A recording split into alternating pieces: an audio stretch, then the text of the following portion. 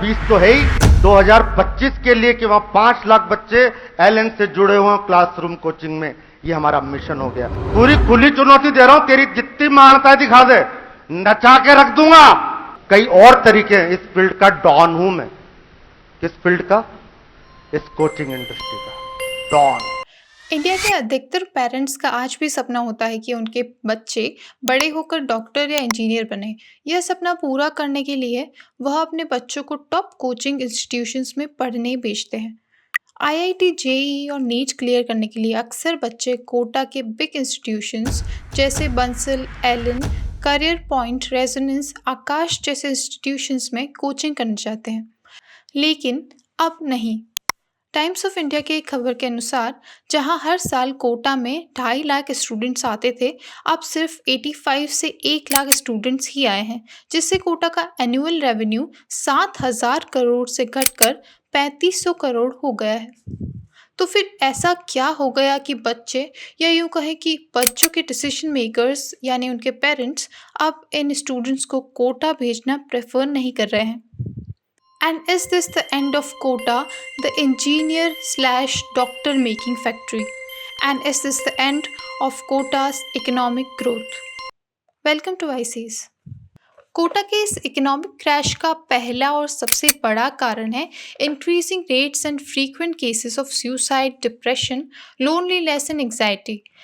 2024 में जहां अब तक 13 स्टूडेंट सुसाइड कमिट कर चुके हैं, वहीं 2023 में यह नंबर सबसे ज़्यादा हो चुका था। पहले ये केसेस कंपटीशन के शोर में थोड़ा गुम हो जाते थे, लेकिन लॉकडाउन ओवर होने के बाद और डिजिटल मीडिया के कारण ये केसेस ज़्यादा चर्चा में आने लगे हैं।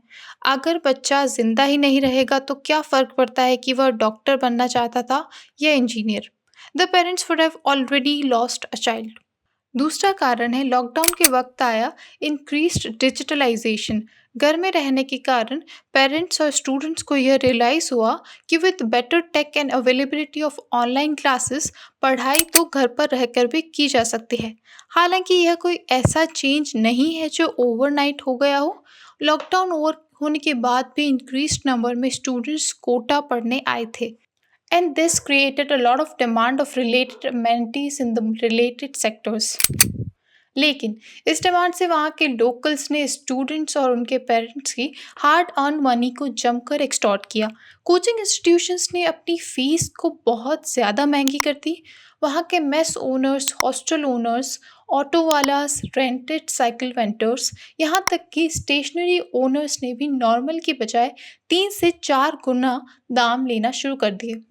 जैसे 2,000 की साइकिल को 5,000 रुपयों में रेंट पर देना, 3,000 के रूम्स को 20 से 30,000 रुपये के रेंट पर देना, और 10 रुपये की मैगी को 50 रुपये में बेचना, और 100 रुपये का ऑटो का ट्रैवल 500 रुपये में प्रोवाइड कराना। कोटा का माहौल इतना ख़राब हो चुका था कि वहाँ पर स्टूडेंट टीचर रेशियो नाम की कोई चीज़ बची ही नहीं थी। एक ही क्लास में सैकड़ों की तादाद में स्टूडेंट्स पढ़ने जाते थे। इंडिया में दूसरे डिफरेंसेस कम थे, जो स्टूडेंट्स को ग्रेड्स के बेसिस पर भी अलग अलग बैचेस में डिवाइड कर दिया गया। एक ही क्लास में इतनी अमाउंट में स्टूडेंट्स को डाउट क्लासेस का कहाँ ही फ़ायदा होना था, और एक एवरेज स्टूडेंट्स के डाउट्स तो वहाँ टीचर्स कंसिडर ही नहीं करते हैं। यूजिंग वर्ड्स लाइक कैलिबर नहीं है, थोड़ा ध्यान से पढ़ो, फोकस की कमी है, तुम नहीं कर पाओगे। जरा सी चूही जिसमें तो अब फैल गए। क्या हो गया? अरे क्या है यार, उसने वो कह दिया, मेरा ये हो गया, उसका वो हो गया, उसका ये हो गया, क्या चंगा पंगा। इसी बीच यूट्यूब पर आई टीवीएफ की द कोटा फैक्ट्री, यह सीरीज इतनी ज़्यादा पॉपुलर हुई कि आज इसके 3 सीजन्स आ चुके हैं। Many might not realise it, but इसने बहुत ध्यान से स्टूडेंट्स और पेरेंट्स के सबकॉन्शियस को हिट किया है, और न्यू एज पेरेंट्स ने अपने बच्चों को उन्हीं के शहर या फिर ऑनलाइन स्टडी करवाना ज़्यादा बेहतर समझा। इंडिया में गवर्नमेंट सीट्स, आईआईटीज़ और एम्स जैसे इंस्टीट्यूशंस में एडमिशन पाने के लिए स्टूडेंट्स ने जब ऑनलाइन क्लासेस में एनरोल होना शुरू किया, तो अलक पांडे खान सर और अमन दत्तरवाल जैसे टीचर्स की एक कल्ट फॉलोइंग बन गई। इस पॉपुलैरिटी से इन्होंने और इनके जैसे कोचिंग इंस्टीट्यूशंस या यूँ कहे एडटेक स्टार्टअप्स ने खूब पैसा कमाया। आकाश इंस्टीट्यूशन को बायजूस ने खरीद लिया। साथ ही अलग पांडे और खान सर जैसे टीचर्स ने पटना, गया, कानपुर जैसे यूपी और बिहार के कई शहरों में ऑफलाइन इंस्टीट्यूशंस खोल दिए। कोटा में आने वाले मेजॉरिटी ऑफ स्टूडेंट्स इन्हीं दो राज्यों से हैं। This further led to a major downfall in the coaching economy of Kota. जब हर टीयर की सिटीज़ में एक कल्ट फॉलोइंग रखने वाला कोई टीचर कोचिंग इंस्टीट्यूशन खोलेगा तो पेरेंट्स अपने बच्चों को कहीं और क्यों भेजेंगे। फिर जब इलेक्शन रिजल्ट्स के साथ नीट 2024 के रिजल्ट आए तो लाखों स्टूडेंट्स और उनसे अच्छे मार्क्स के एक्सपेक्टेशंस रखने वाले उनके पेरेंट्स और टीचर्स के होश ही उड़ गए। Then followed the expose of the great NEET scam 2024।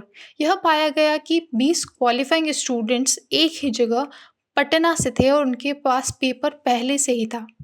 The unusual marking of those and many other students created a major shock among students क्योंकि वह कैलकुलेशन तो आ ही नहीं सकती। The students protested, fought, and eventually went back home in a state of hopelessness. यह fraud Bihar के पटना और गुजरात के गोधरा के कुछ लोगों ने रन किया था। एटलीस्ट 155 स्टूडेंट्स ने इस फ्रॉड से डायरेक्टली बेनिफिट किया। हालांकि सुप्रीम कोर्ट ने किसी भी लार्ज स्केल लीक को डिनाई किया और नीट 2024 में री एग्जामिनेशन नहीं कराया गया।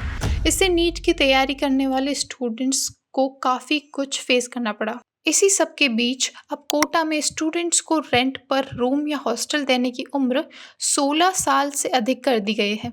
इसका बहुत बड़ा इम्पैक्ट पड़ा है क्योंकि कई स्टूडेंट्स तो 9th क्लास से ही कोचिंग ज्वाइन करने के लिए कोटा आ जाते थे। इस एज लिमिट के चलते अब कोचिंग इंस्टीट्यूशंस और हॉस्टल या हाउस ओनर्स इन बच्चों को चाहते हुए भी जगह नहीं दे पा रहे हैं। वहाँ की इकोनॉमी लॉस का बड़ा कारण है drugs and over consumption of alcohol, जिसकी कोई बात नहीं करता वेदर दे आर टीचर्स और hostel owners. Sooner or later, parents realize that Kota में ड्रग्स, वेपिंग, स्मोकिंग और अल्कोहलिज्म मेजर कंसर्न्स है। अगर एक डिप्रेस्ड स्टूडेंट पीयर प्रेशर के चलते ये सब कंज्यूम कर रहा है तो उसके सुसाइड और सेल्फ हार्म के चांसेस ज़्यादा हो जाते हैं। This is also one of the reasons that parents do not want their child to stay away from their homes. आज कोटा की हालत यह है कि 20 से 30 हज़ार के ओवर प्राइस पर रेंट पर जाने वाले रूम्स आज 2 से 3 हज़ार के लो प्राइस पर रेंट पर दिए जाने लगे हैं। कोटा की इकोनॉमी थे वहाँ पर कोचिंग पर आने वाले बच्चे, आज जब वो कम हो गए हैं तो वहाँ की पूरी economy fruit owners, shop owners, dairy owners, hostel owners, teachers सब की रेट डाउन हो चुकी है। And it surely does not look like Kota is going to recover from this crash soon, क्योंकि इंटरनेट कनेक्टिविटी और हर शहर में खोले गए नए इंस्टीट्यूशंस तो इतनी जल्दी बंद होने से रहे। आपका कोटा के इकोनॉमिक क्रैश पर क्या मानना है? कमेंट कर बताएं। Thank you.